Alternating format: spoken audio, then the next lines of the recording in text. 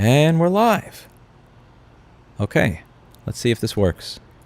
I'll wait for somebody in the chat to say that this actually works. Confirm audio is good. So let's see. So before we get started with what I want to do today, I want to read over a 160-page complaint that looks like it was made by Samsung. So you could find this on JD Supra if you're interested. There is ITC monthly wrap-up. This is the International Trade Commission. There are 6 complaints that were filed, Section 337 complaints. Samsung going against a bunch of different people. Samsung Display Company filed a complaint against MobileCentrics, Captain Mobile Parts, DFW Imports, Cell Phone and Parts, Electronics Universe, eTech Parts, Gadget Fix, Group Vertical, Injured Gadgets, LC Tech International, SEG Mobile, Mentger, Mobile Defenders, Parts for Sales, Phone LCD Parts, LLC, Sourcely Plus, Wholesale Gadget Parts, and it just continues on and on and on and on. Now, I'm just going to give you, in this stream, I'm going to do a few things. The first thing I'm going to do is I'm going to put the TLDR in the very beginning of the video. So if anybody asks in the chat, what is this about? You can just tell them to rewind to the beginning where it is. And then we're going to actually read the entirety of the complaint. The TLDR of this is, it seems that what Samsung is looking to do is block people from being able to import aftermarket screens. To be clear, when we say aftermarket, we're not talking about somebody pretending that something like has a Samsung logo on it or is a Samsung part when it is not. We are talking about parts that are very clearly branded as refurbished, aftermarket, or non-original for a mobile device. If you have a phone that you bought for $1,000 and after a few years it's only worth $200 in the used market, it makes no sense for you to pay $250 to $300 for an OEM screen to a $200 phone. So what a lot of people will do is they'll say, okay, my phone is only worth $150 or $200 on the used market. I'll buy a $40 or $50 knockoff screen because that's the only way that makes it worthwhile to fix it. And what Samsung looks to be looking to do is block people from being able to do that at all. Now, this is a big problem even if you're somebody who is actually okay with OEM screens for 2 reasons.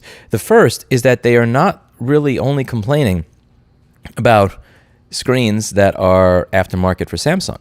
They include in this complaint, to my knowledge, from just my skimming of it, refurbished iPhone screens. So a refurbished iPhone screen means that somebody took an iPhone screen, literally the original LCD. The glass was the only thing cracked. They refurbished the front glass that was cracked with a new piece of glass, and you still have the original LCD. That's a refurbished screen, or you saw the original AMO LED. LCD is just a form of habit. So you still have the original, and that would be blocked from being imported. But above all, how do you know the difference? Like when you're talking about, this is something I talked about in an old video when we were talking about the batteries that I use. And as is usual, when I'm responding to people who were talking about this, they deleted all of their posts on Reddit. I'll leave a link to this down below. As you can see, every single time I respond to somebody who makes these types of claims, they delete their posts entirely and their account because they're cowards. But my point here is customs has 2 ways they can do their job.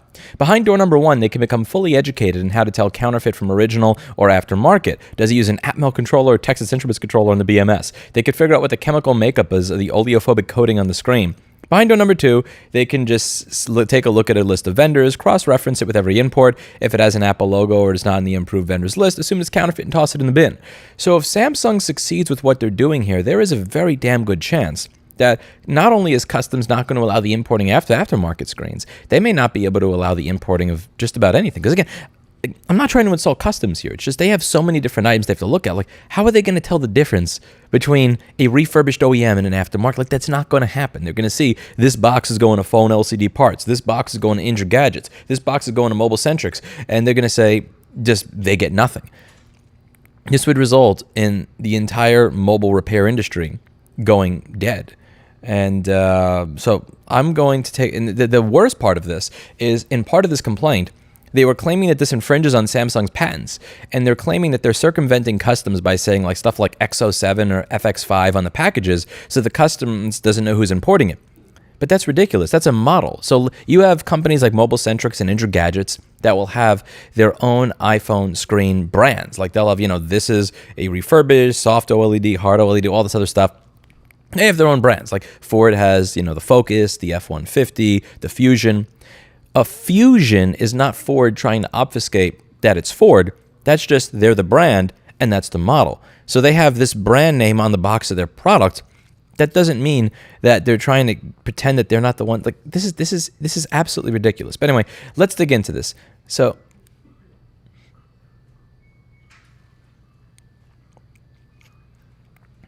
I hate Samsung washing machines and dryers. I really do. Anyway, let's dig into it. So this here is the complaint.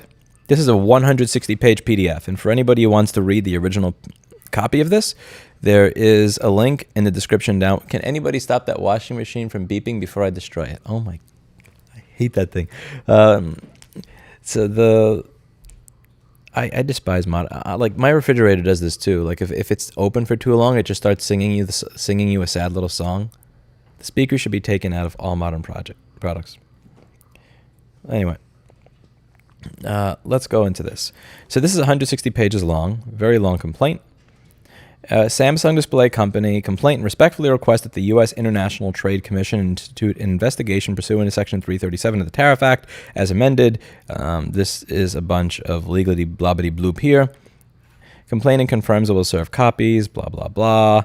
Respectfully submitted, Jeffrey Lerner, counsel for complainant, Samsung Display Company. And again, if you want to read along or read faster, there's a link down below in the description to this entire thing.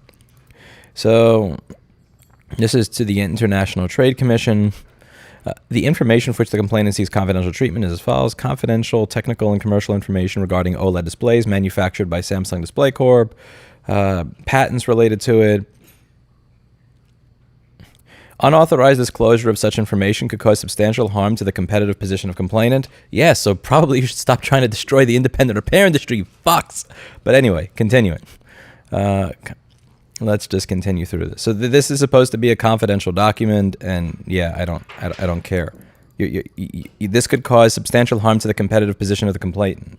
You're trying to cause substantial harm to the competitive position of our entire industry, so I don't exactly have much sympathy for you there, Samsung.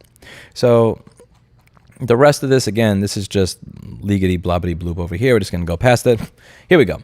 In this investigation, complainant seeks a general exclusion barring importation of certain active matrix organic light-emitting diode display panels and modules that are used in replacement displays and components thereof that infringe on one or more claims of the asserted patents as defined in the complaint, and that are sold by Mobile Centrics, Mobile Defenders, Injured Gadgets, Group Vertical, Electronics Universe, Fix Easy, Repairs Universe, LC Tech International, Sourcely Plus, E-Tech Parts, Parts for Sales, Wholesale Gadget Parts, Captain Mobile Parts, DFW Imports, Phone LCD Parts, Mentgore, and Gadget Fix. So it's not like they're going after one person. This is an arrow into the heart of the entire repair industry. This is like 99% of the people that are selling parts in the United States, and they are trying to stop all of them from being able to import. This is disgusting. I really don't know how else to put it. In addition, complainant seeks to cease and desist orders prohibiting proposed respondents and their subsidiaries, related companies, distributors, and agents from engaging in further unfair acts related to the accused products. This investigation does not present a situation in which the commission, the parties, or the public should expend the time or resources to undertake discovery and trial. As detailed herein, issuance of the relief requested will not adversely impact the public health, safety, or welfare conditions in the United States, competitive conditions in the United States economy. Okay, see, this part over here is bullshit. You're essentially trying to stop people from importing aftermarket screens, which means that, because think about it. If you have a phone that you bought for $1,000, 3 years later it's worth $200. It breaks. The manufacturer sells a $250 screen for your $200 phone, or there's an aftermarket screen that's not like 99% as good as the original, but you can get it for $40. Which one do you think is going to cause somebody to decide to fix the phone versus replace it or just buy a new one? This 100% affects competitive conditions in the United States economy. If people cannot economically fix what they already own, they are less likely to fix what they already own, which means they get more money. The consumer should have the option. Do I want to buy the original from the manufacturer? Do I want to buy an aftermarket part that may not have the branding of the manufacturer, but is cheaper? This is very, very important when you consider the fact that like the entire way the repair industry works is people spending less money to fix it than it would cost to buy another one. To the contrary, it will positively impact the public interest by protecting intellectual property and patent rights and barring the importation of unauthorized displays as you uses replacement parts that are low quality copies of complainants' patented products. Barring the importation of unauthorized displays. Okay, so just because it's not authorized by the manufacturer, why does that mean that you should not be able to get it? Anybody asking for links to the document, the videos have just look at the video description. Come on. The requested remedial orders will provide effective relief from the ongoing patent infringement by the proposed respondents and will address proposed respondents' unfair competition. As the Commission has stated, the public interest favors the protection of U.S. intellectual property rights by excluding infringing imports. I don't think the public interest is that the manufacturer is the only one that can sell a screen to their own device. Because again, they're not complaining that they used our logo on a part that was not made by us. They're complaining that the part exists at all. You have to understand the distinction here. Again, they're not saying, Samsung is not saying, Mobile Centrics put a Samsung logo on a part Samsung did not make. They're saying Mobile Centrics and Injured Gadget and everybody else are importing parts that actually work in our products that we didn't authorize. The accused products are used to replace OLED display that comes installed in a smartphone or other mobile device, genuinely following damage to the device. This use does not raise a public interest concern should remedial orders be issued. No public health, safety, or welfare concerns related to the requested remedy. The requested remedial orders would not adversely affect public health, safety, or welfare in the United States. Specifically, the accused products, AMOLED displays, used as replacement displays, are not medical or health devices and not otherwise health-related and are not essential for public health or welfare. The proposed remedial orders would not impact the importation of smartphones, tablets, or other end-user devices containing AMOLED displays. Moreover, as explained below, consumers would continue to be able to obtain replacement AMOLED displays if remedial orders issued. Again, at what price? Complainant makes like or directly competitive products that could satisfy consumer demand. Complainant makes like or directly competitive products that indeed higher quality articles that it supplies to mobile phone manufacturers. iFixit is Samsung's official repair partner. What is their stance on this? You should ask them. Hey, I'll ask them. I'm very curious what Kyle thinks of this document. It's linked in the description. Good question, Matthew Spriggs.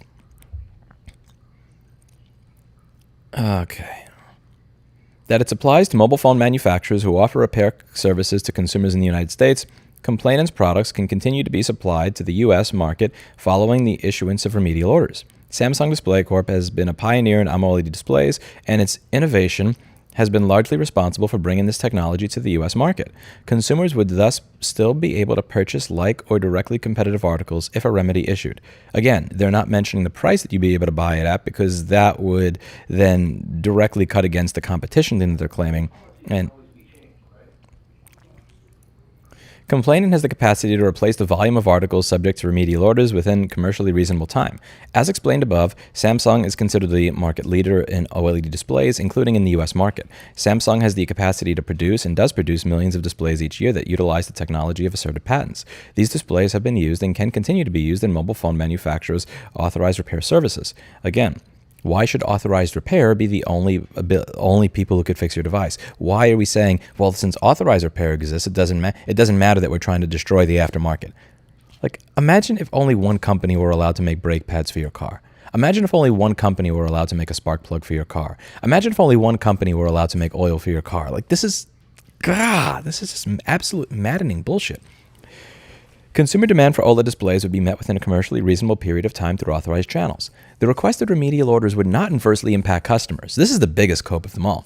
As stated above, if proposed respondents' infringing products were excluded from the U.S. market, consumers would not be adversely impacted, as sufficient manufacturing capacity exists to assure demand is met for OLED displays used as replacement panels that could be and currently are supplied through authorized channels. In fact, the proposed remedial orders would protect U.S. consumers by excluding substandard products from the market. Therefore, the proposed remedial orders would not have a significant impact on U.S. consumers. Favorite brand of transistors? I don't have one. So there are people out there that have a $200 phone with a cracked screen that would like the ability to pay $30 to $40 for a replacement aftermarket screen rather than $250 to $300 at the manufacturer. The manufacturer is still going to charge $250 to $300, not even labor, just for the part by itself for a device that is literally only worth $200 once enough time has passed. How is it good for the consumer to no longer have choice? Because again, these manufacturers, all these people they're suing, they make it very clear. You are buying an OEM, you are buying an aftermarket. Like if I were to go to Mobile Centrics' website right now, they make it very fucking clear when what you are purchasing is aftermarket. So if I go here, I go over to Samsung. I choose, let's get a Samsung. Yeah, let's get like a Samsung S10e, right? You go to Samsung S10e, like OLED assembly with frame, refurbished. You have, yeah, like this is OLED with frame, refurbished, replacement battery, compatible, but it is not OEM. Like they make that very clear. All of that stuff is like made blatantly obvious for their products. Like if we take a look at one of the new ones, OLED assembly with frame, compatible with Samsung Galaxy S22. Let's see. Like if you want something that's OEM versus un-OEM, or even with same thing with Apple. Like with Apple, let's go with the iPhone 12 Pro, for instance. Just an example at Mobile Centrics. OLED assembly compatible, aftermarket Pro. So they make it obvious when you are buying something that is aftermarket. It's not like these companies are not going out of their way to mislead consumers into thinking they're getting an authentic, genuine part when they're not. They're being directly upfront with it.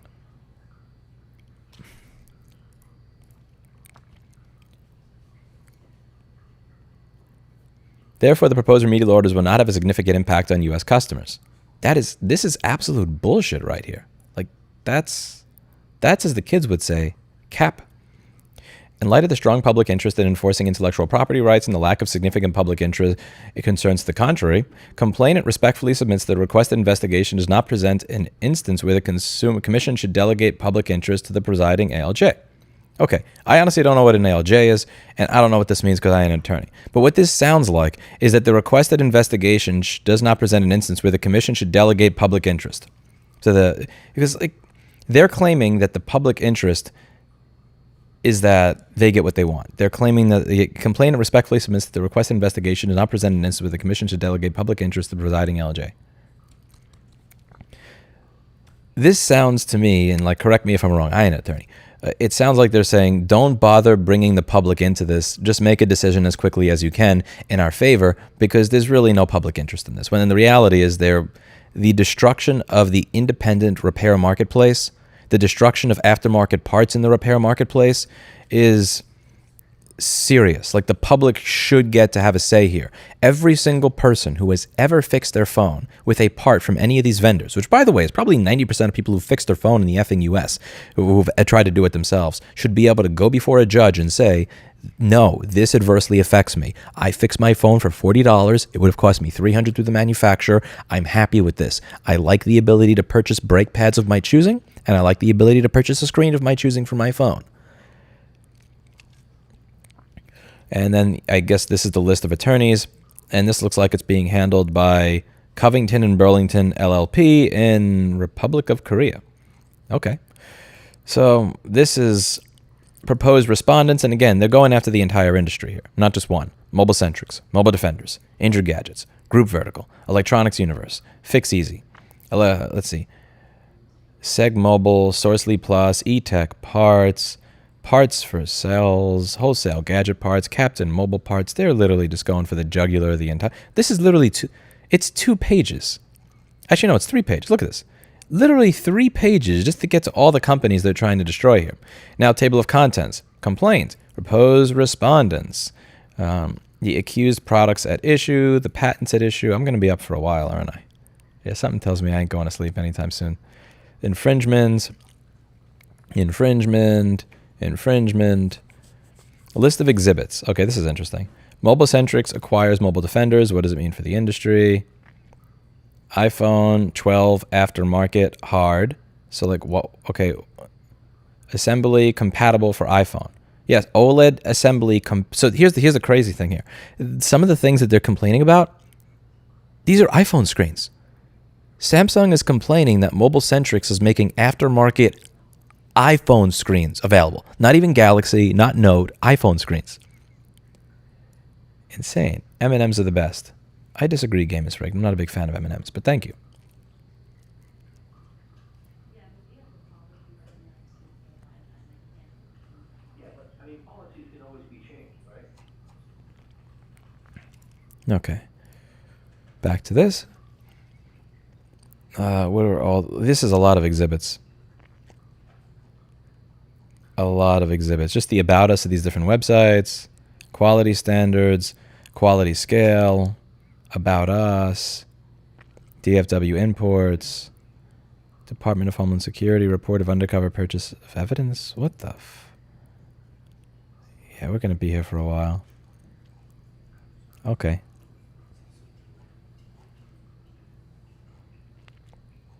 Okay, what's this? Fictitious firm name for direct fix, fictitious firm name certificate for DIY mobile repair. What are they talking about? What do you mean fictitious firm name? Okay, what is this? Server error. Are you okay, so they're claiming fictitious names for these firms, and the links they're giving don't even work. Can anybody figure this out, by the way? There's a link in the description down below to the document that I'm reading. It's this 160-page PDF. Maybe you have to copy and paste it. Sometimes you got to copy and paste the links because they get screwed up. Okay, here we go. The PDF just effed up the link. Fictitious firm names. Assumed a fictitious name. Direct fix. Owner name. Electronics Universe. What the? I don't even know what they're getting at here, but I guess we'll get that if we read the rest of the document. Okay, I just had a copy and paste. They don't know how to make a PDF with links. That's what it is. So they just don't know how to make URLs in a PDF. Okay. This should literally just a list of appendices. Jesus Christ. Okay, introduction. Samsung Display Company is a pioneer in OLED displays, SDC custom designs, and custom manufactures OLED for mobile devices and other products. Through Samsung's innovations, OLED displays have attained widespread commercial adoption. This is just kind of self-wankery. OLEDs contain pixel, blah-de-blah-de-blah, lower power consumption. They look good. That's boring. Samsung has received widespread recognition and praise for making fundamental contributions. Okay, this is mostly self-wankery. I'm just going to scroll past the wankery because this is a 160-page document. Samsung's innovations are protected by patents, including the patents at issue here. Samsung has become aware that its designs and technologies are being widely copied in aftermarket displays used as replacement displays for mobile devices. The proposed respondents are companies that sell and offer for sale replacement displays that infringe Samsung's patents. Samsung requests that the United States International Trade Commission institute investigation pursuant to Section 337 of the Tariff Act of 1930 as amended to remedy the unlawful importation, sale for importation, and/or sale after importation of certain AMOLED display panels and modules that are used as replacement displays for mobile devices, and components thereof, and infringe valid and enforceable United States patents owned by Samsung. The proposed respondents are Aptability, Mobile Centrics, Mobile Defenders, Injured Gadgets, Group Vertical, Electronics Universe, FixEasy, LLCT, Tech International, SegMobile.com, eTech Parts, Sourcely Plus, Wholesale Gadget Parts, Parts for Sales, Captain Mobile Parts Inc., DFW Imports, Phone LCD Parts, Mentger, and Gadget Fix Corp. Upon information and belief, the proposed respondents have engaged in unfair acts in violation of Section 337 through and in connection with the unlicensed importation into the United States, sale for importation into the United States, and/or sale within the United States after importation of AMOLED display panels and modules that are used as replacement displays for mobile devices, and components thereof accused products which infringe one or more claims of United States Patent Number 9818803, the 803 patent, United States Patent Number a bunch of legal jargon bullshit. Samsung asserts that the accused products directly or indirectly infringe, either literally or under doctrine of equivalence, the following claims. We're not gonna read patents here. Okay, Samsung owns by assignment the entire right, title, and interest in and to each of the asserted patents, as required by Section 337, A2 and A3, and industry exists in the United States related to the asserted patents. Samsung seeks as relief a permanent general exclusion order pursuant to the Section 337, excluding from entry into the United States active matrix AMOLED panels and modules that are used as replacement displays for mobile devices, and components thereof that infringe the asserted patents. And as you can see, they're essentially blocking everything that every single mobile phone parts reseller sells. So what they appear to be looking for is just a blanket ban on every mobile phone parts company, because that's all they listed, all of them, from importing anything.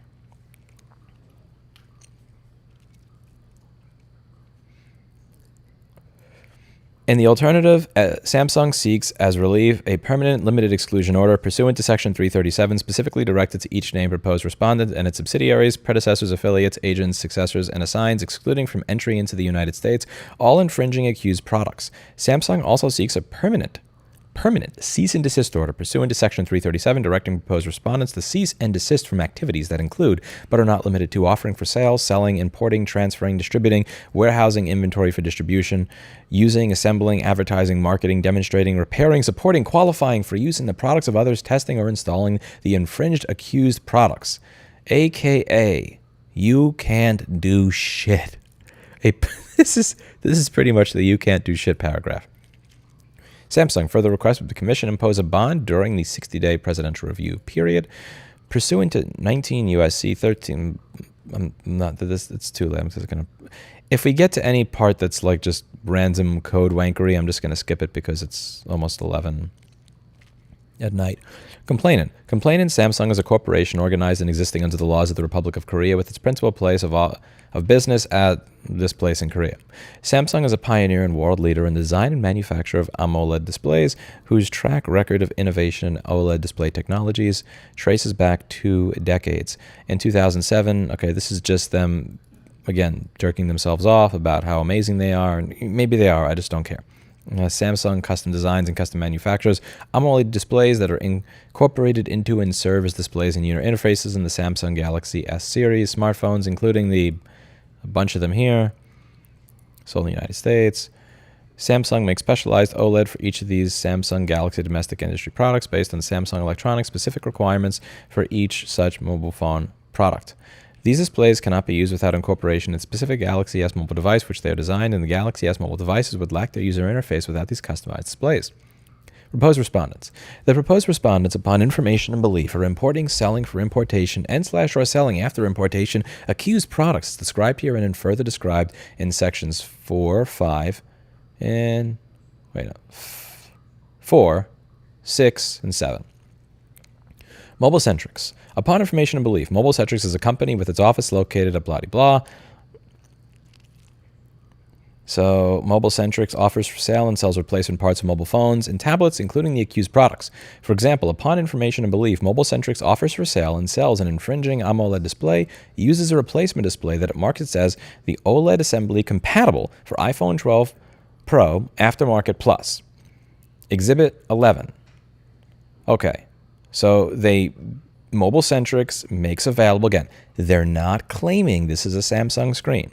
They're not claiming it's an Apple screen. They are saying that this is a screen that is aftermarket that is compatible with the iPhone 12. What is wrong with that?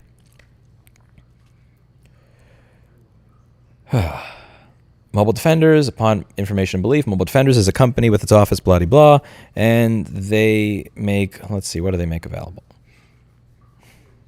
Mobile Defenders further states on its website that it works directly with factories in there to create custom designed parts and use the closed supply chain. Upon information and belief, Mobile Defenders offers for sale and sells replacement parts that are the accused products. So let's see. So let's take a look at Mobile Defenders. And again, Mobile Defenders is selling a display assembly for the iPhone 12. Let's see. Use this replacement. This is compatible with it. This literally says aftermarket. Look at this. Look at this. Look at how obvious this is. Look, this is not claiming to be the original. This literally has a banner right here in all caps that says aftermarket. Every picture of this product includes a giant banner that says aftermarket. This is not a case where a company has a logo on the product that claims that it's OEM when it is not. This is not a knockoff product. This is an aftermarket product that is clearly branded as such.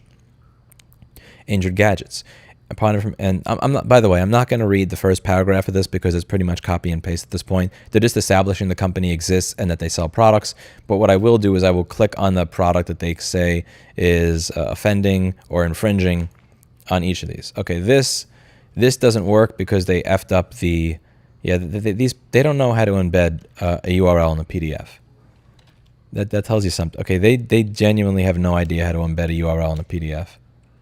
Wow. Okay, you know what?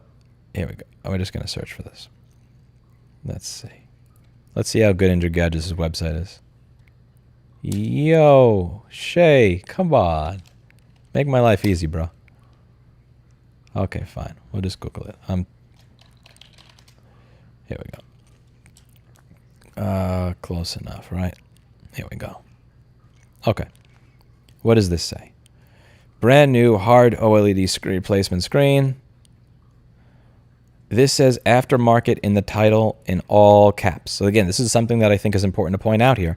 Every single one of these says aftermarket in all caps. They're making it very obvious what you're getting. Group vertical. Okay, to be clear, I have beef with these people because they use this, like they've sold some really bad shit in the past, and I did a video on some of the horrible, like they had the worst MacBook glass I've ever bought in my life, and like they left a comment on my one of their employees left a really nasty comment on my video, and I googled it and I figured out it was them, and we had a nasty back and forth. But just so you know, so in case I mention anything salty about group vertical here, just so we're clear, I have a bias against them. That being said, let's take a look at the product that they claim is offending. Honestly, the only thing that's offending here is the fact that they don't have that their URLs don't even work in their own freaking PDF. Okay. Okay, so that URL doesn't work. Let's see. Can I just search by this? Sometimes Magento sites let you do this. Sometimes it's smart enough to figure out the URL key. Okay.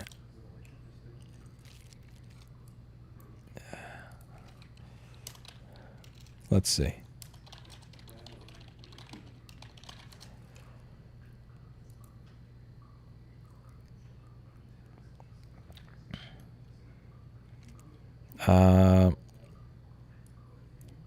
For iPhone 12.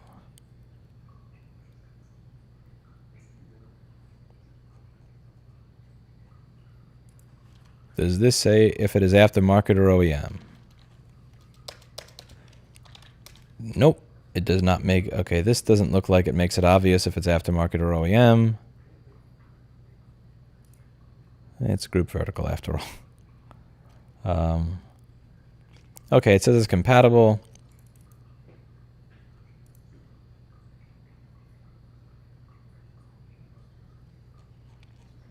All right. I know, even if you don't include the parentheses though, it wasn't working.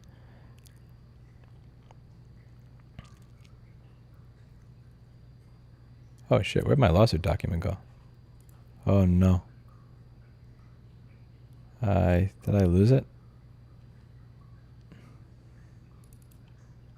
One moment. I think I lost my lawsuit document. This is accusing patent infringement, not trademark. The points you're bringing up are only defense for trademark. I'm bringing this up because somebody's going to say, this usually happens on Reddit, where somebody says that these companies are pretending that the parts are OEM when they're not. So I just want to make it very clear that that's not what's happening here. Yeah, but I mean, policies can always be changed, right?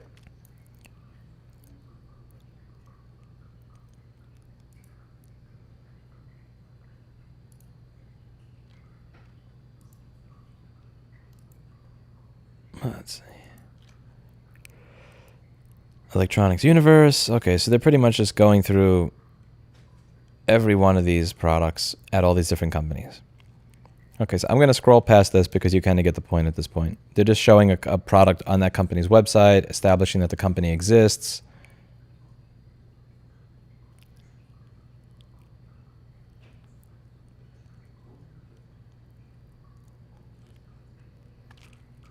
They're showing that Parts for LCD shares the same business address and phone number as Phone LCD Parts. By the way, in this industry, it is completely normal for people to have 2 or 3 different company names with the same location for their company, and what they'll do is they'll have a different branding strategy for each one. One will have a branding strategy where, you know, like, we have a white box type of customer service. If you have an RMA, we'll next day ship you a new one and give you the return label in the box, but it costs a little more. Whereas the other company will be the one that's like cheaper. Everything's cheaper, but if there's any problem, you pay for shipping, and the support is a little slower. It's like a lot of companies will do this thing where they have a bunch of different branding strategies, but it looks like they're pointing that out for Parts for LCD and Phone LCD Parts there. Okay, you have Gadget Fix next. And they're saying that this infringes their patent. Okay, the patent's at issue. The 803 patent is entitled pixel arrangement structure for organic light emitting display device.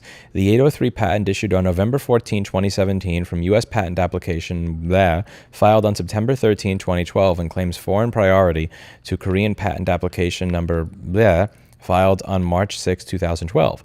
The 803 patent identifies Sang-Shin Lee as the inventor. Samsung is the sole owner by assignment of all right, title, and interest in the 803 patent. See Exhibit 5.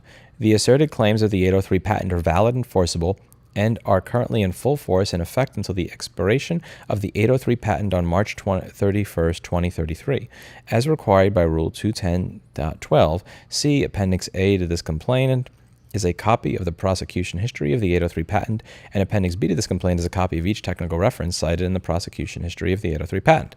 So I imagine here what they're trying to do is they're going to be saying that there is a history of people being able to prosecute for this and successfully prosecute for this, so we should as well. Non-technical description on the patented invention. The 803 patent relates to an OLED display such as that used in mobile devices, and more particularly to a novel arrangement of the picture elements, pixels used in an OLED display. An OLED display is composed of a large number of pixels that emit light based on the application of current to organic light-emitting material. An OLED display may be composed of pixels of a number of different colors, red, green, and blue. Selectively turning pixels on and off allows different colors and images to be displayed. Image data provided to the OLED display device by a device such as a mobile phone determines the pixels that are turned on and off and the intensity of output of each pixel. So they're describing their patent for a screen. So they have a patent for an AMOLED screen, and they're saying by creating an AMOLED screen that works in our device, you're infringing our patent, so your product should not be allowed to be imported into the country. OLED displays are self-luminous, i.e. computer society. That's not, I don't think that's a question. I think that's a noun. I mean, policies can always be changed, right? I'm fairly certain that that's a noun. I don't know how to answer that. I'm sorry. Selectively turning pixels on and off. Okay, OLED displays are self-luminous. As a result, OLED displays do not need a separate light source to operate, unlike, for instance, a liquid crystal display. OLED displays have a number of advantages compared to LCDs, including, for example, smaller thickness, less weight, lower power consumption, higher luminance, and higher response speeds. OLED displays are therefore particularly well suited for mobile devices such as smartphones, where the user interacts with the device through the display. The manufacture of OLED displays is complex, and manufacturing yield presents challenges. In an OLED display containing multiple colors of pixels, the relative number, size, and arrangement and shape of each color of pixel may also affect characteristics of the display, such as picture quality, power consumption, and expected lifetime. Forming pixels closer to one another can increase the aperture ratio.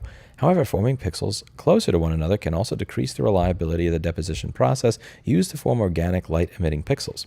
The 803 patent teaches novel pixel arrangement structures for an OLED display where the pixels are arranged according to novel patterns and layouts in which the pixels are formed in specified locations, formed to have differing surface areas, separated from each other by defined lengths, and or formed to have particular shapes.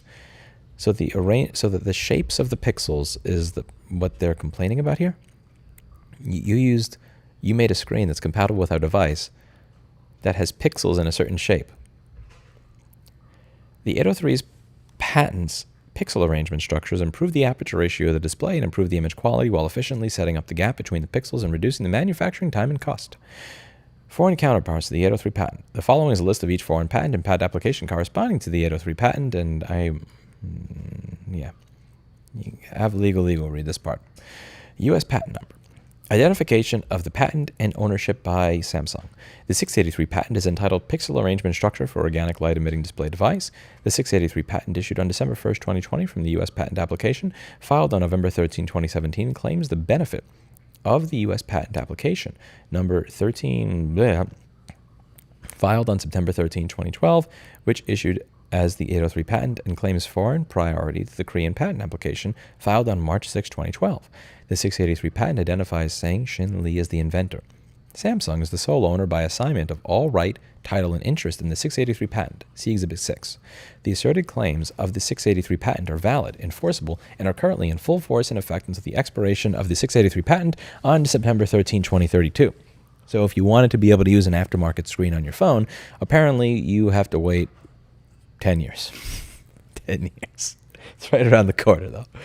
As required by Rule 210.12, Appendix C to this complaint is a copy of the prosecution history of the 683 patent, and Appendix D to this complaint is a copy of each technical reference cited in the prosecution history of the 683 patent. Non-technical description of the patented invention. The 683 patent is a continuation of the 803 patent. Like the 803 patent, the 683 patent relates to an organic light-emitting diode display, such as that used in mobile devices, and more particularly to a novel arrangement of the picture elements used in an OLED display. An OLED display is composed of a large number of pixels that emit light based on the application of current to organic light-emitting material. An OLED display may be composed of pixels a number of different colors, like red, green, and blue. Selectively turning pixels on and off allows different colors and images to be displayed. Image data provided to the OLED display by a device such as a mobile phone determines the pixels that are turned on and off and the intensity of the output of each pixel. OLED displays are self-luminous. As a result, OLED displays do not need a separate light source to operate, unlike, for instance, a liquid crystal display. OLED displays have a number of advantages as compared to LCDs, including, for example, smaller thickness, less weight, lower power consumption, higher luminance, and higher response speeds. OLED displays are therefore perfectly well suited for mobile devices such as smartphones, where the user interacts with the device through the display. The manufacture of OLED displays is complex and manufacturing yield presents challenges. In an OLED display containing multiple colors of pixels, the relative size, number, and arrangement and shape of each color and pixel may also affect characteristics of the display, such as... Am I reading the same thing over again? I think I am. Oh shit. I think I scrolled up by accident before. Yeah, I'm literally reading the same thing twice. Okay, identification of the patent owned by Samsung.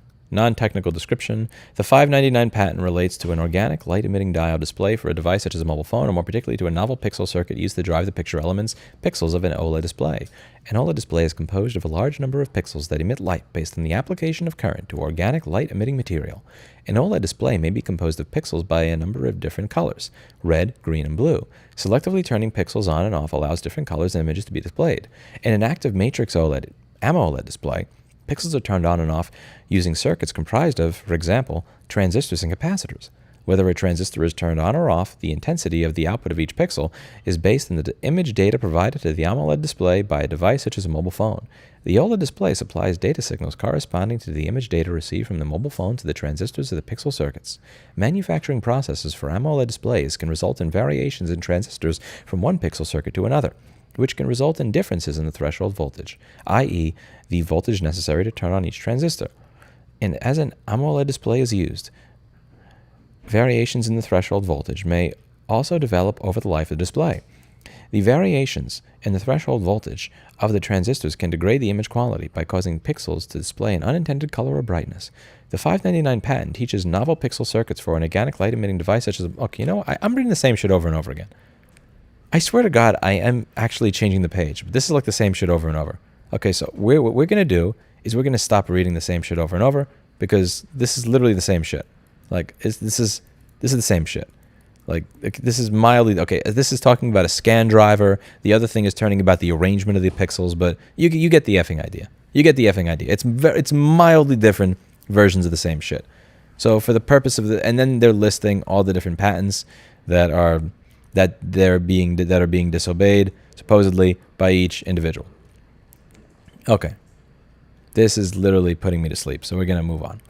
Infringement by mobile-centrics. Proposed respondent mobile-centrics infringes, either directly or indirectly, a bunch of these different patents. Mobile-centric sells and offers for sale AMOLED displays, uses replacement displays for mobile devices, including the OLED assembly compatible with the iPhone 12, 12 Pro, aftermarket plus hard. So it looks like they claim that they are infringing on patents related to making AMOLED screens. Direct infringement. Upon information and belief, mobile-centrics has been and is now directly infringing, literally and/or under the doctrine of equivalence, the asserted patents by making, using, selling, offering to sell, and/or importing accused products, including the mobile-centrics AMOLED display, in or into the United States. A chart that applies independent claim 1 of the 803 patent to the mobile-centrics AMOLED display is attached to this complaint as Exhibit 129. Okay, so they're showing that they're selling... This is essentially evidence that shows that they are selling devices that they claim infringe their patents. Indirect infringement. MobileCentrics is also infringing the asserted patents under blah by knowingly and intentionally inducing others to directly infringe the asserted patents. Upon information and belief, at least of the filing date of this complaint, and with knowledge of the asserted patents, MobileCentrics has induced direct infringement, literally and/or under the doctrine of equivalence, by third parties using the accused products, including the MobileCentrics AMOLED display, and has further induced its affiliates and/or third-party manufacturers, shippers, distributors, retailers, or other persons acting on its behalf to directly infringe, literally and/or under the doctrine of equivalence, the asserted patents by importing into the United States and selling or offering to sell in the United States accused products, including the MobileCentrics AMOLED display. Upon information and belief, MobileCentrics takes active steps directly and/or through contractual relationships with others with the specific intent to cause such persons to use, import, sell, or offer to sell accused products, including the MobileCentrics AMOLED display. MobileCentrics performs these actions, which constitute induced infringement, with knowledge of the asserted patents and knowledge that the induced acts would constitute infringement. Upon information and belief, MobileCentrics performs these actions in order to profit from the sales of the infringing products. In other words, MobileCentrics makes AMOLED screens and sells them to customers for money, so that the customer has a repaired product, and MobileCentrics makes money. MobileCentrics makes money. Customer is happy that they have a screen that didn't cost $300 for their phone. Everybody's happy, except Samsung, who lost out because they actually bought a aftermarket screen at a reasonable price rather than an OEM screen, and, we're getting sodomized up the ass while doing it. Upon information and belief, despite its knowledge of the asserted patents, MobileCentrics is intentionally marketing accused products, including the MobileCentrics AMOLED display. Despite knowing that they infringe and offering recommendations, technical training, and technical assistance to promote and facilitate the use of accused products, including the MobileCentrics AMOLED display. Okay, so they're providing technical assistance, as in they're literally helping their customers install the screen into their fucking phones. You're angry that they're helping their customers install the screens into their phones.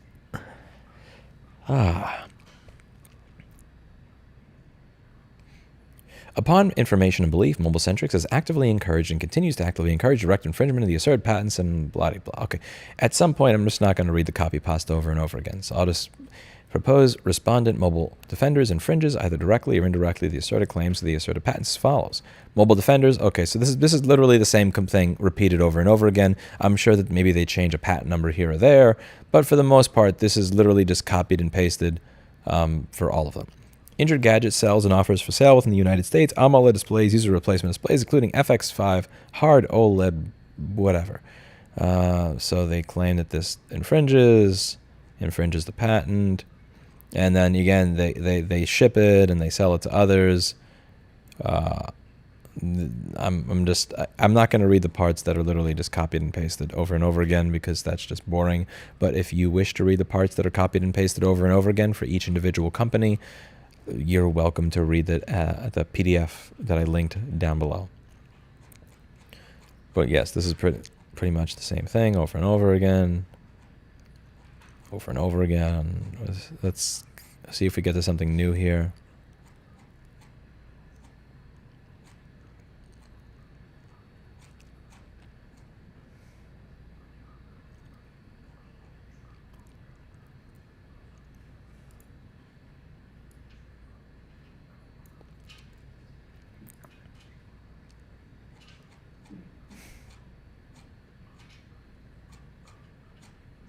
Yeah, okay. Honestly, this makes it easier to read, knowing that like a lot of this is just copied and pasted shit.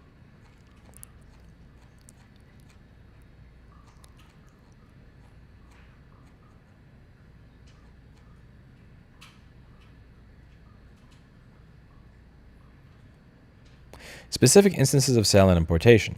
Upon information and belief, proposed respondents, directly or indirectly through affiliates, subsidiaries, agents, or other representatives, import, sell for importation, or sell the accused products. Okay, never mind. This is still mostly copy pasta. Okay, so now they're saying where they bought everything from. So the MobileCentrics AMOLED display was purchased from MobileCentrics' website and received in Sammamish, Washington.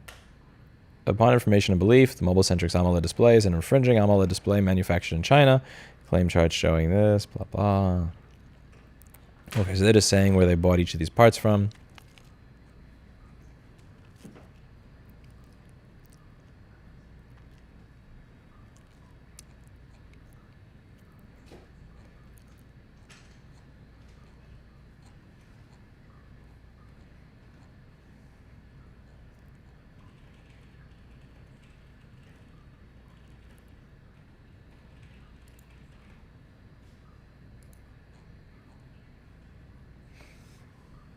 Isn't Samsung the company that copied the iPhone?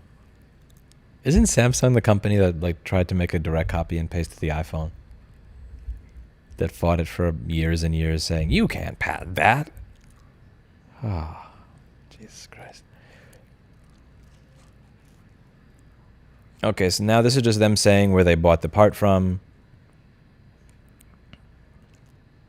Okay, that now they're saying what, you know, which tariff code they're under.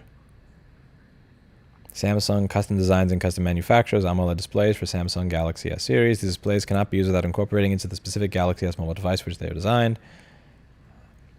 Okay, this is that. So they're just saying these screens only fit these devices.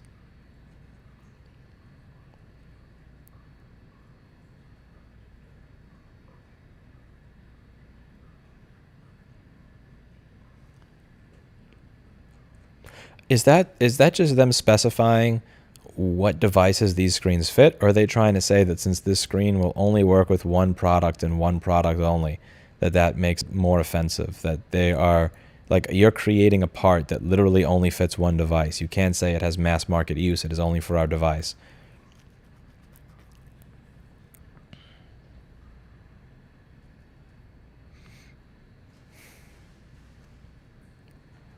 Okay, this is just about a bunch more patent claims. Samsung authorized the sale to Samsung Electronics.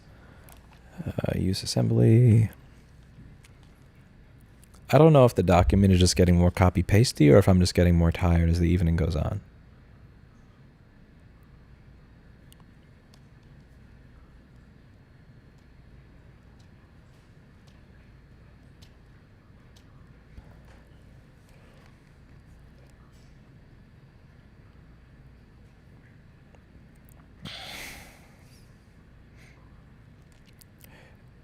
The question is not, is it branded? The question is, are they violating the patents? The reason I'm bringing this up is because in Reddit, what will come up very often is somebody will say, why are you complaining about the inability to buy parts from the manufacturer? Why are you bitching about that? Why don't you just have somebody make your own? And, you know, you just want to be able to buy counterfeits. And the point that I'm making and what I'm really trying to push back against is this idea that we have the ability to do that. Because like they'll say, make your own parts, but then when you make your own parts, they say your parts are infringing on our patents. So like you can't get the part from that manufacturer. You can't make your own. It's like,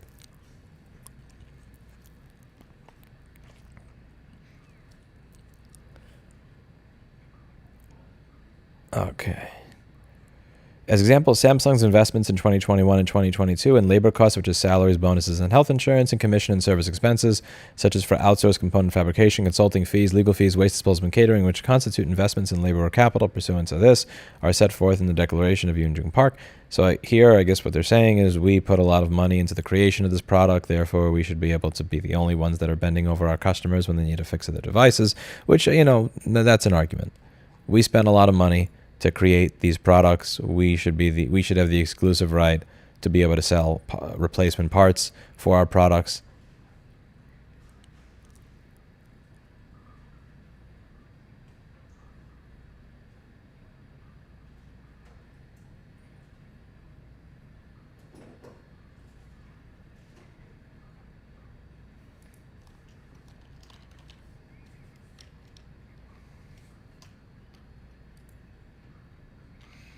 Put this towards a student membership with IE.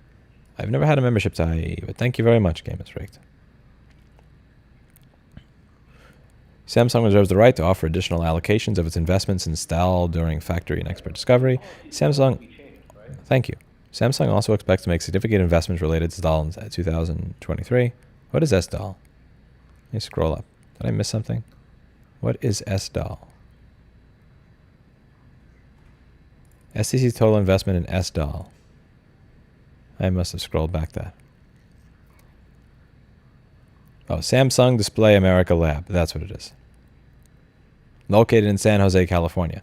Okay, so what they're saying is we have made a lot of investments in the economy in your particular area, and if we're going to continue to make those investments, we need to know that we can get the maximum return on it possible by being the exclusive vendor of these devices. That's an argument. Okay, that's an argument. So, you know, they're saying we are making investments in producing this stuff in your country, And if we are going to make an investment in producing this stuff in your country, we want the exclusive rights to fleece your citizens. Okay, yeah, I could understand them making that argument. Samsung reserves the right to offer additional allocations of its investments, tax recovery.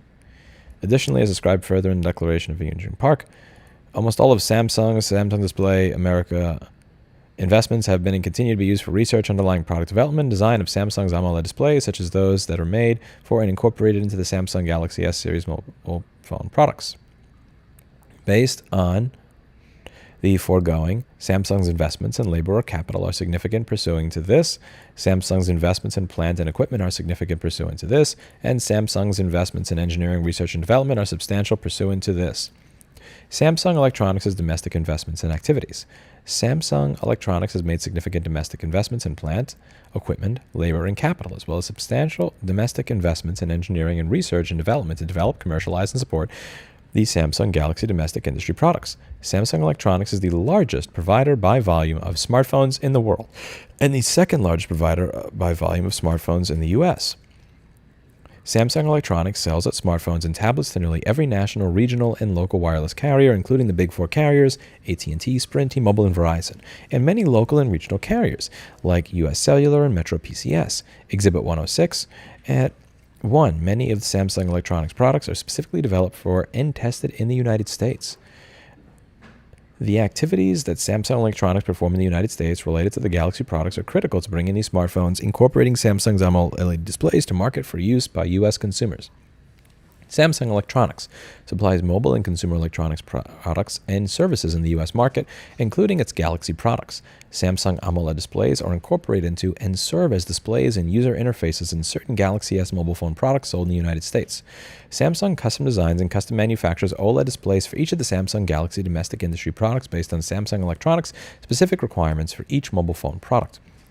So it seems, again, the argument that they seem to be making here is that we're putting a lot of investment.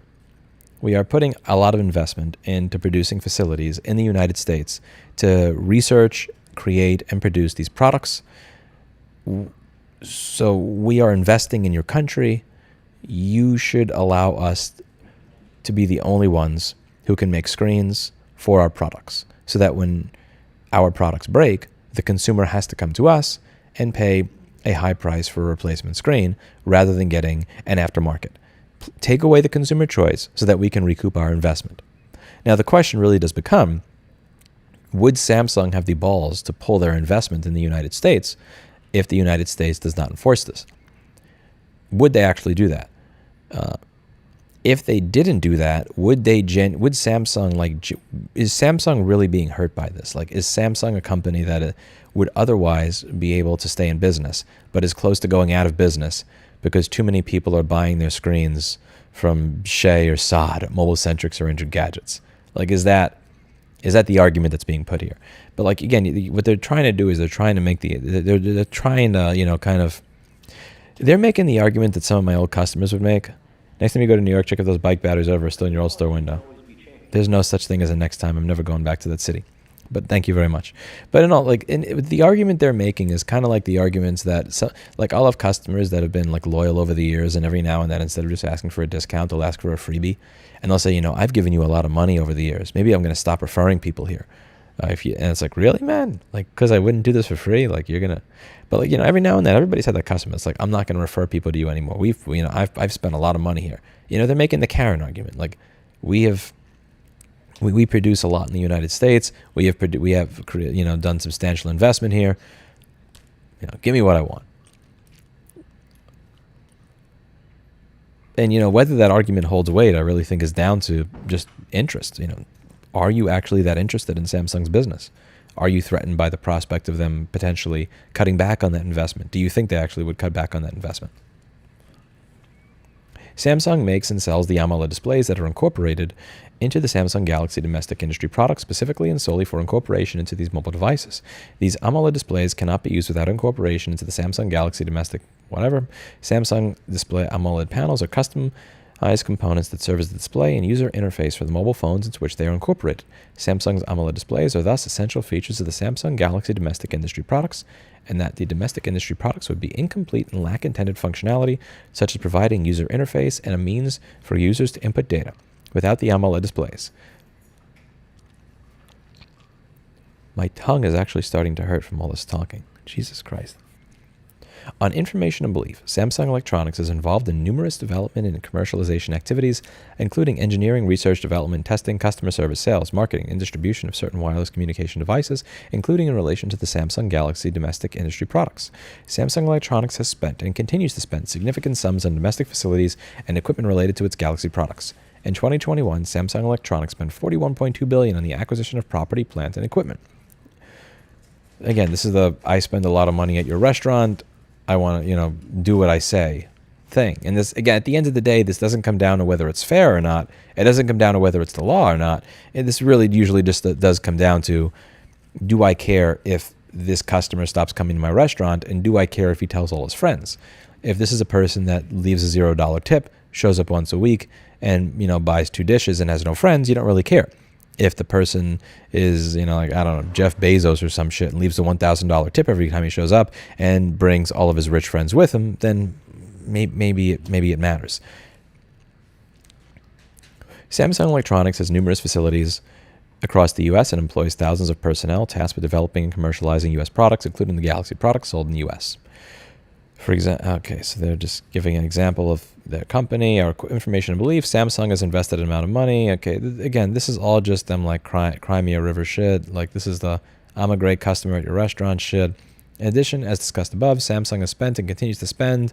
Again, this is the violin music. You know what this is over here? Here, I'm gonna play it for you. I'm gonna show you exactly what this is. This is what Samsung is doing right here. Instead of reading the next 5 pages, I'm just gonna a music note is worth 1,000 words. Here, I'll play it for you. You ready? I'm going to show you what Samsung's doing. One moment.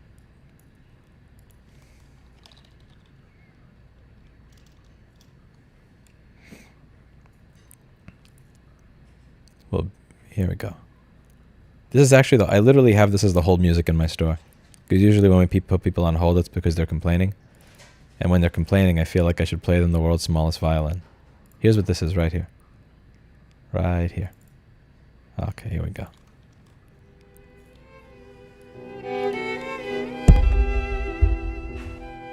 I'll play it again. You ready?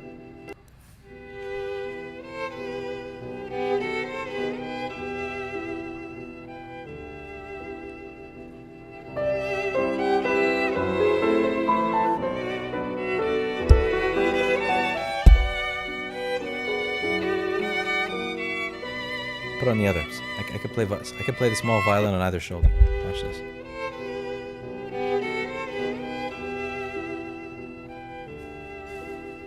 That's what this is. So this is pretty much like Crimea River shit. Okay, Samsung has made and continues to make substantial investments.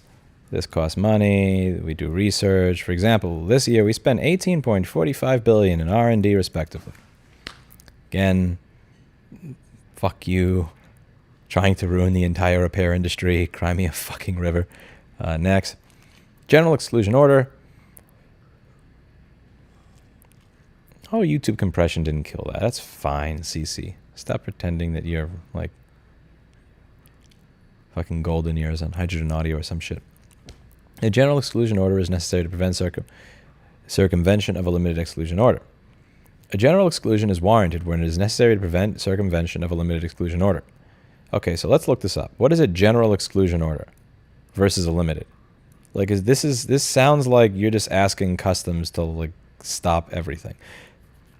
Okay, so what is a general exclusion order? ITC issues general exclusion order. Why am I using Brave Search? I just want to know what it is. ITC, okay, what is a general exclusion order? Like, I just want the definition of a general exclusion order, but let's see. Okay, God help me. I feel bad for doing this. I'm so sorry, Brave Search. I'm so sorry. Maybe next time. Okay, yeah. Like this is the thing that sucks about all tech. It's so fucking bad. Look at this. All I want to do, I want to know what a general exclusion order is. I'm using Brave Search. None of these this doesn't tell me what this is. Like there's a bunch of examples of companies that have won general exclusion orders, but I have to actually go to Google search to figure out what it is. And then the first result, it just tells me what it is.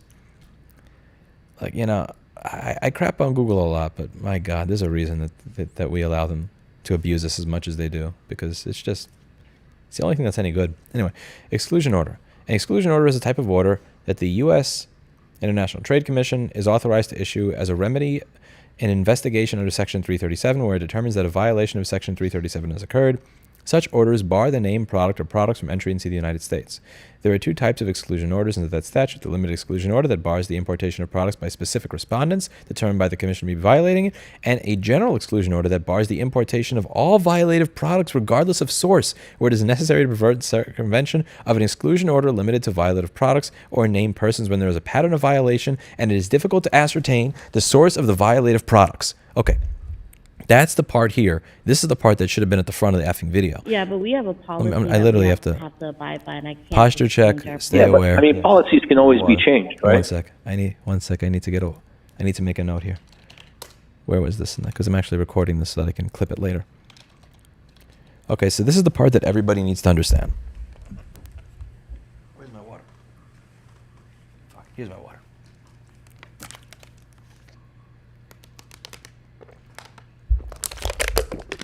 Okay. So let's just go over. Let's go over why what Samsung is doing is going to destroy the entire fucking repair industry. They are seeking out a general exclusion order. This does not mean that Mobile Centrics is not allowed to sell the X07 screen anymore. This doesn't mean that Injured Gadgets is not allowed to sell their aftermarket screen anymore. What they're trying to say that nobody can import this type of stuff. Now, do you think when Customs sees a general exclusion order that Customs is going to say, okay, this is a screen that's conforming, this is a screen that's not? Or do you think the guy that works at Customs is going to say, this looks like a cell phone screen that's being imported by a company that fixes phones that's not authorized by Samsung or Apple, so we're just going to toss this in the dumpster? It's going to be the second one. This is a general exclusion order, literally says, for everything, when there is a pattern of violation, it is difficult to ascertain the source of the violative products. A general exclusion order bars importation of all violative products regardless of source when it is necessary to prevent circumvention. You can see, I'm not circumcised, by the way. Where it is necessary to prevent circumvention of an exclusion order limited to violative products of named persons, or where there is a pattern of violation and it is difficult to ascertain the source of the violative products. So what Samsung is looking to do here, they are looking to ban everybody from importing cell phone screens. Like that, you functionally understand this is how this is going to happen. This is how this is going to be rolled out. I talked about this in my video about, on Reddit when I had to deal with my batteries being taken a while back. I've talked about it in this thread, I'll link all these down below. Customs has two ways to do their job, and I'll repeat it. Behind door number one, they can become fully educated on how to tell apart counterfeit parts from original parts. Does it use an Atmel controller or a Texas Instruments controller in the battery management system? They can figure out what type of chemical makeup are used in the oleophobic coating of the screen on the Apple originals versus the fakes, and put a solution on them that will dissolve differently. Behind door number two, Customs can take a look at a vendor's list and cross-reference it with every import. If it has an Apple logo and it is not on the approved vendor's list, assume it is counterfeit and toss it in the bin. Customs, if there's a general exclusion order by the U.S. International Trade Commission, there's no way in hell that anybody is ever going to be able to import a cell phone screen to be able to repair a device ever again, except for Samsung and Apple. That's the world that we're heading to here. That's the world that we're heading to here. Not even a limited exclusion order, a general exclusion order. They're going to stop anybody from being able to import anything. There are people out there that have bought iPhones in China, and they'll take all the parts out of the iPhone, like the volume flex, the charging flex, the power button flex back in the iPhone 4 days. And they would take those parts and they would sell them to people in the United States that wanted the OEM ones. And sometimes those parts would be taken by Customs because it was a counterfeit because it had an Apple logo on it. The guy at Customs does not know how to tell the difference between a knockoff part with an Apple logo or an original part that was taken out of a phone with an Apple logo. What they see is this is a part with an Apple logo going to somebody that is not Apple authorized. Therefore, we assume that this is counterfeit. That's the way the system works. The guy at customs is not like dropping some chemical solution onto the fucking oleophobic coating of the screen to try and figure out whether it is an OEM or a knockoff. And I guarantee you, when we are digging into the pixel formation shit over here, like the pattern of pixels and all this crap, there's no way.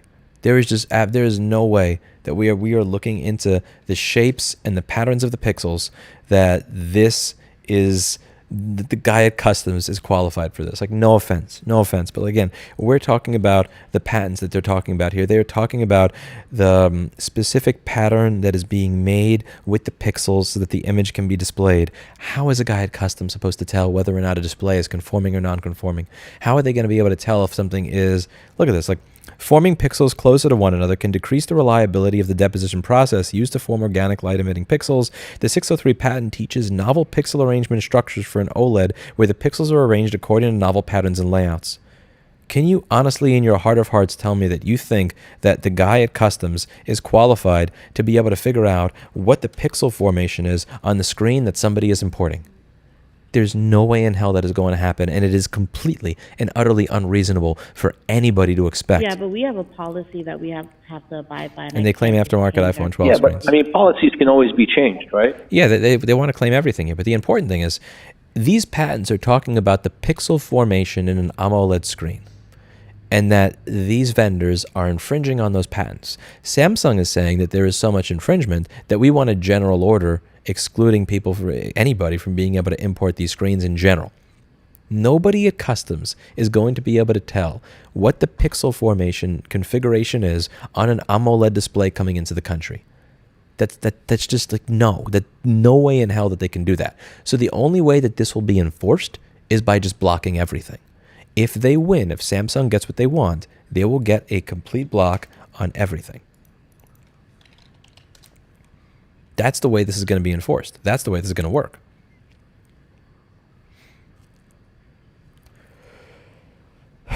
According to Mobile Defender's website, replacement parts for mobile devices are largely sourced from suppliers in Shenzhen, China, but no one is sure where these parts come from. CID.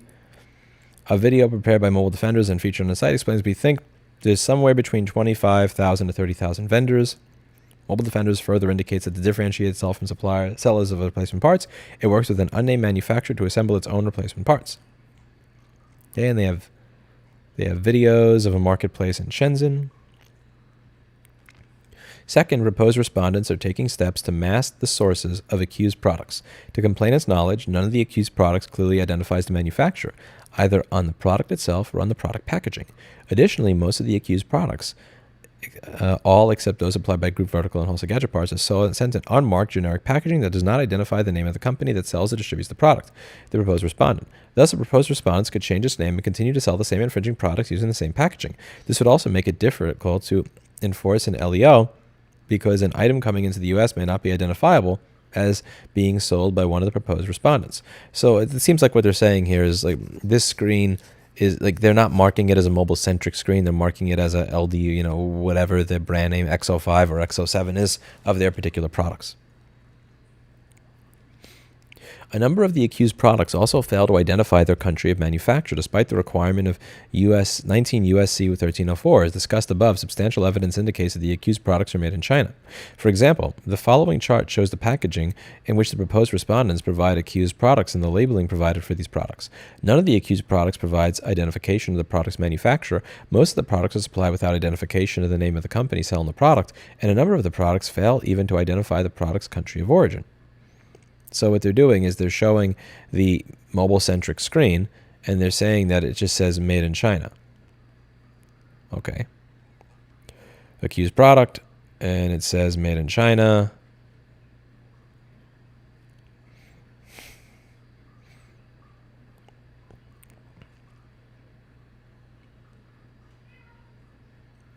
Little berry. This is just a bunch of pictures of the parts. And on the packaging, a lot of these parts don't say where they are made. That is what they're mad about. Like, it doesn't say made in China versus made in US versus made in Taiwan or any of that stuff.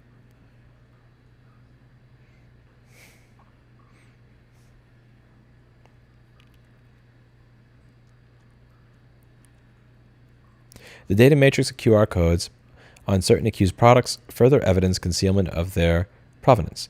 For example, as shown in the image below, some accused products contain a purported QR code and a label providing the address of a purported website that is said to provide information about the QR code system. However, these codes do not work whether scanned with a QR reader or a data matrix code reader, and listed website qrcodeinventory.com appears not to exist. Okay, so they have a QR code that doesn't work on it.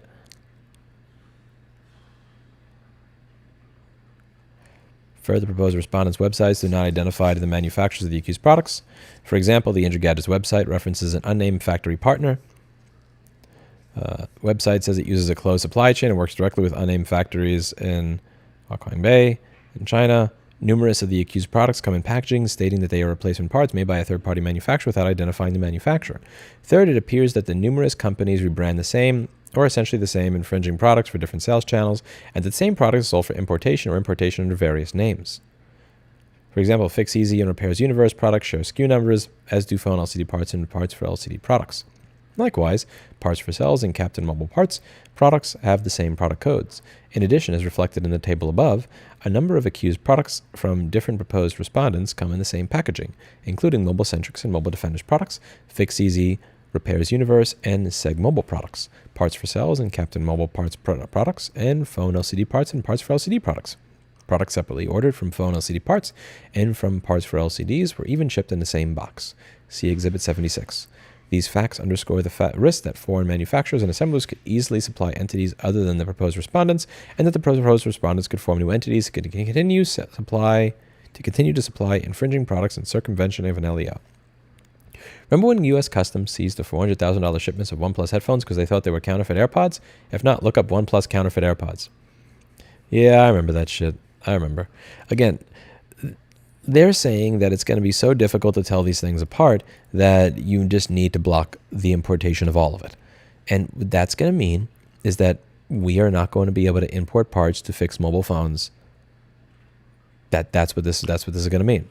We are going to be blocked from being able to import anything. Yeah, but we have a policy that we have to abide by, and I can't just change our policy. Yeah, but I mean, policies can always be changed, right? They can be changed. Indeed, they can.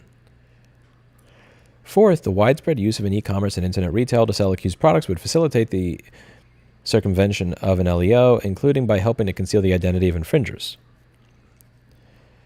For example, internet searches indicate that a large number of retailers are selling potentially infringing products, including OLED displays used as replacement displays for mobile devices such as the iPhone 12 and 13. As described above, analysis of such products offered by the 17 proposed respondents demonstrate that all infringe the asserted patents, suggesting that OLED displays are used as replacement displays for mobile devices being sold by other retailers are also likely to be infringing. In fact, two companies named MPW Miami and Crack Screens are selling OLED displays for use as replacement displays for mobile devices having the same SKU as the accused product sold by Seg Mobile, which is shown above, infringes the asserted patents. See Exhibit 117, blah, blah, blah. Internet searches for OLED iPhone screen or similar terms yield thousands of results offering OLED displays used as replacement displays for mobile devices. The identity and address of the shipper and/or manufacturer is often unavailable on e-commerce sites. For example, a listing for an OLED iPhone 12 replacement screen on the e-commerce site DHgate provides only the following limited information under the tab for company overview. Man, there's a chance they actually win this. There's a chance that Samsung actually wins this. That's the sad part. Several websites also contain identical or nearly identical language to one another. Because the proposed respondents operate through e-commerce, proposed respondents could set up new websites under different names, which would be difficult to trace back to them, and begin processing orders in a short amount of time and for little cost in circumvention of an LEO. Fifth, because of their compact size, accused products can easily be shipped in significant numbers in small packages. In fact, their small size allows them to be shipped through a variety of channels in which they are hard to detect at the border among the many small parcels that enter the U.S. every day. For example, the below screenshots from a YouTube video by proposed respondent Mentger appear to show the process by which replacement displays for mobile phones such as the accused products are packaged and shipped from China for distribution in the United States. Okay, that's kind of a cool wall they have over there. I gotta admit, that's kind of cool. Similarly, the below screenshots taken from a YouTube video posted by proposed respondent Injured Gadgets show the process by which the replacement parts for mobile phones, including the replacement displays such as the accused products, are packaged and shipped from China for distribution in the United States. As another example, the below image from eTech Parts Plus's website shows an employee packaging what appears to be numerous replacement display screens for mobile devices in a shipping box. At least some proposed respondents appear to be taking steps to conceal their infringing activity. For example, some of the proposed respondents canceled orders either without explanation or with seemingly implausible explanations, such as statements that they were unable to verify the method of payment, even though successful payments were made to the same proposed respondents for other orders using the same method of payment.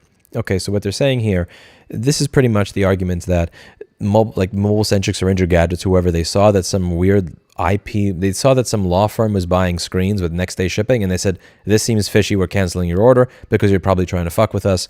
And honestly, I don't blame them for doing so. Why would I help you put together a case against me? Like, really, honestly, they're not stupid. They see, okay, this law firm just bought a product from us with next day shipping. They Google the law firm and they see that that law firm has done a bunch of cases like this. They know that this law firm is going to try to fuck them. That's not because they know they're infringing. This has nothing to do with believing you're infringing on a patent. This has to do with the fact that the guy at Mobile-Centrics or Injured Gadgets likely does not have the several $1 billion to spend on litigating this that Samsung does. Samsung has more money than Mobile-Centrics. Samsung has more money than eTech Parts. Samsung has more money than Injured Gadgets. And they are more than happy, even if they were to lose the case, to completely and utterly bury these companies. That doesn't mean that you're infringing. When I was stupid enough, when I was fucking dumb enough to settle with New York State because they didn't understand their own fucking laws because that city is run by fucking imbeciles, that wasn't because I thought I did something wrong. That is because it would have cost me $15,000 if I lost, because the attorney said that his fees to fight this start at $7,500 and they asked for a settlement of like $500. That doesn't mean I think I'm wrong. That means that I know the deck is stacked against me. That doesn't mean that they think that they're wrong. They're canceling these orders because they do not want to be fucked with and bullied by a cunt like Samsung. As further example, according to allegations set forth in the verified complaint for forfeiture filed in the United States of America, responding Gadget Fix proposal principal directed Chinese suppliers to arrange shipment to the United States via DHL or FedEx and would place various different company or individual names in the packages so as to avoid attention from Chinese and United States customs authorities. Seventh, the complex corporate structures and relationships of proposed respondents make circumvention more likely. For example, Fix Easy and Repairs Universe, Inc. are fictitious business names registered in Clark County, Nevada. Electronics Universe is the legal name for both companies, which appear to share an address and company president. Who fucking cares, bro? Like, Rossmann Supply Group and Rossmann Repair Group, Inc. used to share an address. Rossmann Repair Group, Inc. also did business as Mac Laptop Repair Specialist. My sign said Mac Laptop Repair Specialist instead of Rossmann Repair. Like, what they're trying to say is that you cannot bar one business from importing this only because if you do, another business will open up and import it. And true. But the idea that they're trying to pretend that these companies are all like they're going out of their way to deceive customers, like, no, they're not. They're being very, very clear about what it is they're selling.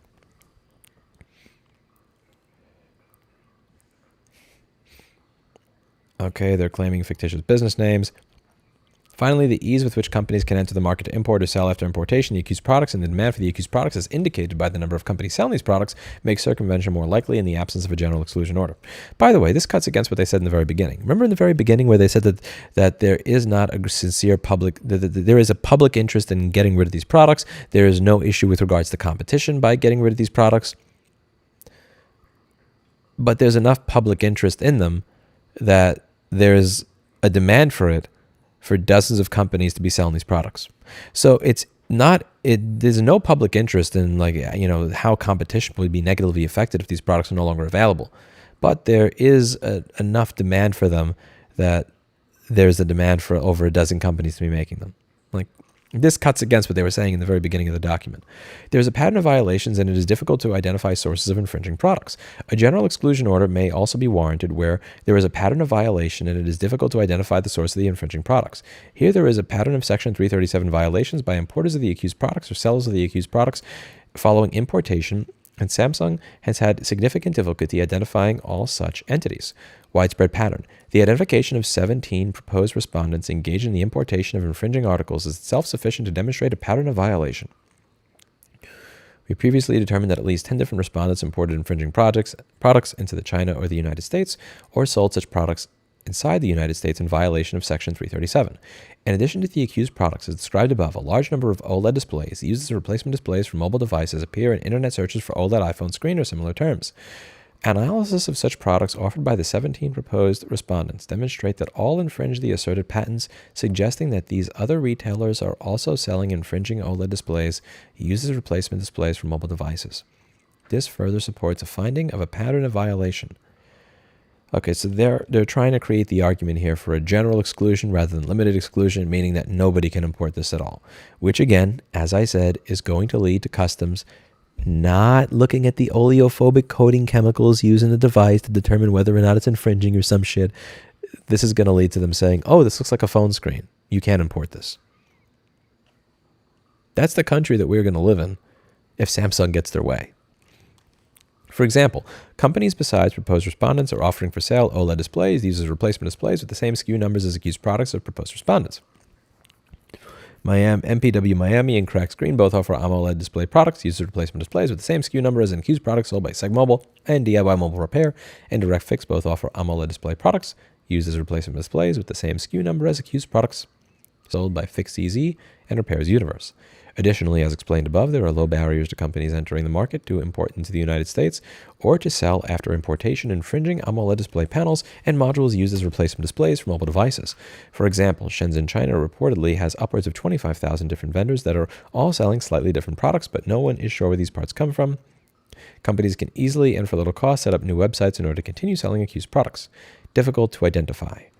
Moreover, as explained above, a number of obstacles prevent complainant from identifying the sources of the infringing products entering the United States. For example, the accused products are supplied in general, nondescript packaging that makes it difficult to identify the source of the infringing products. None of the packaging identifies the manufacturer of the accused products. In most cases, the packaging omits the identity of the supplier, and for several of the accused products, the packaging also fails to identify the country of origin. Product source are difficult to identify. Okay, this is a lot of copying and pasting here. Moreover, as discussed above, the product's respondents' use of e-commerce and internet retail makes it difficult to identify the source of the infringing products. The proposed respondents sell the accused products through their websites, but omit information regarding the identities of the manufacturers and the source of the products. Okay, we already went over this part before. The products are also supplied through a complex web of distribution channels involving related entities, making it all the more difficult to trace the source. For example, as explained above, it appears that a number of companies rebrand the same or essentially the same infringing products for sale under different names. FixCZ and Repairs Universe products share SKU numbers, as do phone LCD parts and parts for LCD products. Likewise, parts for cells and Captain Mobile parts have the same product codes. Additionally, a number of the products have matching packaging, and other indicators of common sources despite being sold by different proposed respondents. For example, accused products with identical packaging come from Mobile Centrics and Mobile Defenders, FixCZ, Repairs Universe, and Seg Mobile, parts for cells and Captain Mobile parts, phone LCD parts, and parts for LCD. This means, as discussed above, that they could easily be sold by other entities, and because the manufacturers and suppliers are generally not identified in the packaging, remain undetected. For example, the 14 newly available shavers that Skull Shaver identified since filing its complaint, at least 12 arrived in nearly identical packaging, labeled as Electric Shaver LK8820, despite being advertised on Amazon.com under different brand names and by different sellers. The RD noted further that many of these electric shavers are sold or advertised without branding and thus can be sold under a variety of brand names, changing brand names or no brand names, which makes identifying the source, sellers, and manufacturers difficult. Moreover, proposed respondents' efforts to conceal their infringing activities make it difficult to identify the sources of infringing products. For example, as discussed above, one of the proposed respondents was involved in a counterfeiting scheme in which a prior principal pled guilty to working with foreign suppliers to place various difficult company names or individual names on U.S.-bound packages so as to avoid attention from Chinese and United States customs authorities. As another example, as discussed above, some proposed respondents canceled orders either without explanation or with seemingly implausible explanations, such as statements that they were unable to verify the method of payment, even though successful payments were made to the same proposed respondents for other orders using the same method of payment. Given the widespread pattern of violation, including the number of infringing products and infringers on online marketplaces, as well as the difficulty of identifying the source of these products, a general exclusion order is necessary to ensure full relief. Additional relief requested. Limited exclusion order. While SDC requests a GEO and believes such a remedy is necessary to afford with complete relief as it is warranted under the relevant law and policy, in the event the Commission determines not to issue such a remedy, Samsung requests a limited exclusion order pursuant to excluding from entry into the United States all proposed respondents' accused products and components thereof, imported, sold, or importation, and/or sold after importation into or within the United States. Cease and desist orders. Samsung also requests a permanent cease and desist order under Section 337, directed each proposed respondent to cease and desist from importing, marketing, advertising, demonstrating, warehousing inventory for distribution, offering for sale, selling, distributing, licensing, or using the accused products. Such an order is necessary given the commercially significant inventories of infringing products that have already been imported into the United States. For example, a number of the proposed respondents maintain inventory in U.S. warehouses from which they supplied the accused products. Related litigation. To Samsung's knowledge, the asserted patents have not been the subject of any current or prior court or agency litigation. Requested relief. Wherefore, by reason of the foregoing, complained Samsung requested the United States International Trade Commission institute an immediate investigation pursuant to Section 337 of the Tariff Act of 1930 as amended with respect to the proposed respondents' violation of Section 337 based on the unlawful importation into the United States, sale for importation into the United States, and/or sale within the United States after importation of articles that infringe one or more claims of the United States patent numbers, and as well as the unlawful importation into the United States, sale for importation into the United States, and/or sale within the United States after importation of products containing the same made by or for proposed respondents. Schedule and conduct a hearing on the unlawful acts, and following the hearing, determine whether there has been a violation of Section 337.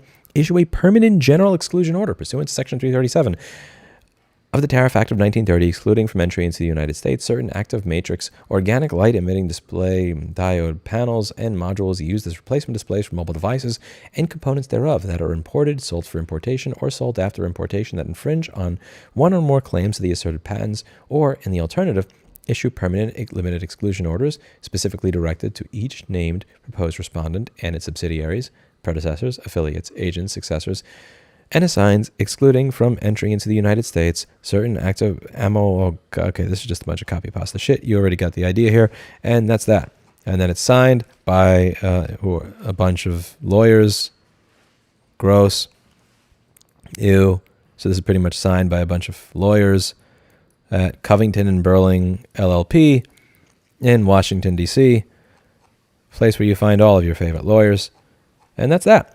So the absolute TLDR of this, let me just to wrap this up, Samsung is looking for a general exclusion order, which is defined as the ability to exclude just about anybody from being able to import this.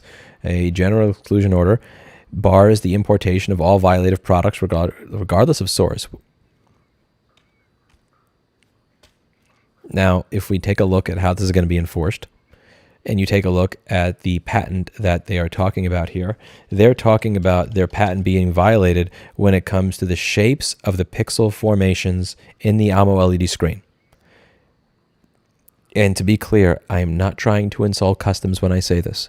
Do you think that customs has the ability to tell whether or not a patent for an AMOLED screen is being broken on a particular screen based on the pixel arrangement structure to improve the aperture ratio of the display? Or do you think they're just going to say, this looks like a phone screen for a Samsung phone or an iPhone, no screen for you? Which do you think is going to happen with the general exclusion order? Again, many of us in this industry have tried to import used parts simply because that part has an Apple logo on it. It could be used. It could be an original part. It will still be confiscated. People have imported parts that were taken out of original phones that were bought in China. They are considered to be counterfeit because customs cannot tell the difference between a counterfeit part and an original part that was just ripped out of an iPhone that was purchased in the store. That is, and honestly, at the end of the day, I cannot blame that customs agent. You cannot be an expert in everything. These people are not putting chemicals on the phone screen to figure out if the oleophobic coating has the same chemical reaction as an original Samsung to figure out. Like, that's not what they're doing. What this is going to result in, if Samsung gets what they want, is every one of these companies listed in the beginning of this order, and just about every company in the United States, will not be able to import these parts. When you take a look at the number of companies that they are including in their complaint, it is the entire mobile industry. Mobile Centrics, Mobile Defenders, Injured Gadgets, Group Vertical, Electronics Universe, Sourcely Plus, eTech, Parts for Sales, Wholesale Gadget Parts, Captain Mobile, DFW, Phone LCD Parts, Parts for LCD, Mentgore, Gadget Fix. Samsung, in this particular instance, again, even Apple's not doing this. Even Apple is not trying to go after people that are labeling their parts as aftermarket. Again, these parts are all labeled as aftermarket, and sometimes they even label them as involuntarily celibate. But in all seriousness, this says aftermarket. They're not trying to pretend that this part is an OEM iPhone screen or an OEM Samsung screen. They're saying it's aftermarket. And what they're saying is these parts violate our patents as a result of it being really difficult to tell which ones are, which ones don't, who's importing ones that do, who's importing ones that don't. Let's just exclude everything. What this will do, 100%, is destroy the independent repair industry.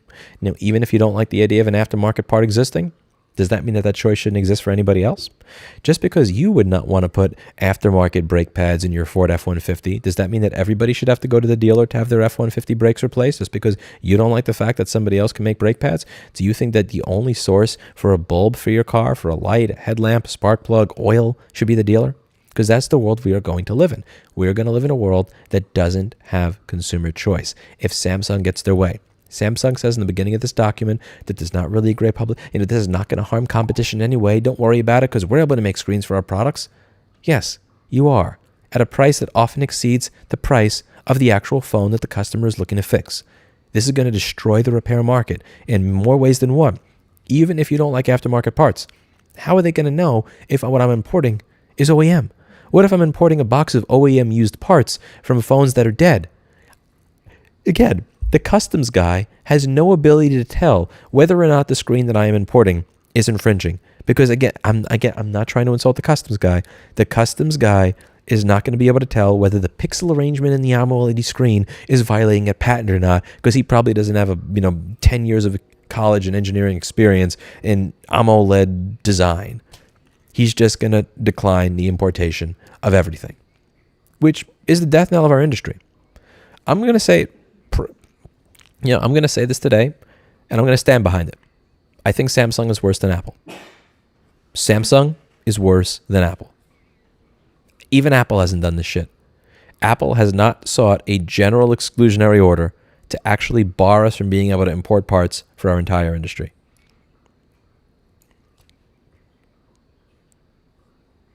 This had to have cost millions of dollars. You understand this. Like, to get this law firm to write this, to get this law firm to spend time investigating the factories in these other countries, buying parts from every single one of these vendors, to write a 160-page document, like, Samsung had to have spent at least $1 million on this. You understand this. There's no way this, like, can you imagine a world in which this firm of attorneys did this work for like $40,000 or $80,000? Like,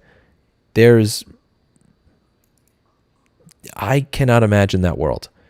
This likely cost Samsung, I'm just guessing here, this likely cost Samsung at least $1 million.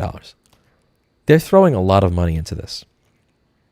They want to see the independent repair industry destroyed, in my opinion.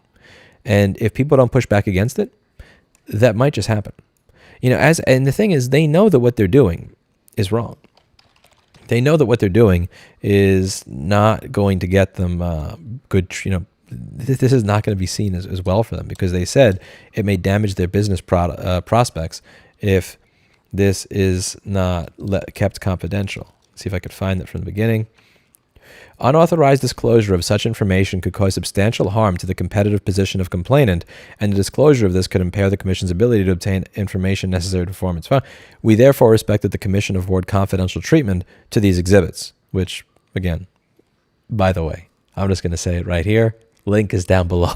Link in the description to this whole document down below. Make sure nobody forgets that Samsung tried to do this. By all means, take clips of this video, share it on your channel, take this document, read it through, explain it on your own YouTube channel, give it to whoever you want. As many people as possible should know that Samsung is just trying as hard as they can to destroy the entire independent repair marketplace. Again, unauthorized disclosure of such information could cause substantial harm to the competitive position of complainant.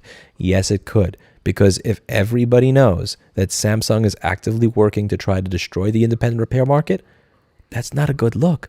People don't like buying stuff from people who are pieces of shit, or from companies that act like pieces of shit. This is acting like a piece of shit, in my opinion. What do you think? Let me know in the comments in the description down below. I'm going to try to edit this into a shorter video, because I know there's no way in hell that anybody's going to actually take the time to watch a video that's an hour and 40 minutes long, and I don't really blame them. But you tell me what you think. You tell me what you think. That's it for today. And as always, I hope you learned something. I'll probably come back and make a shorter version of this video later on. But really, let as many people as you know about this document. And don't link them, don't even link them to my video. Just link them to the document. Quote elements from the document and ask what they think. Anyway, that's about it. See you later.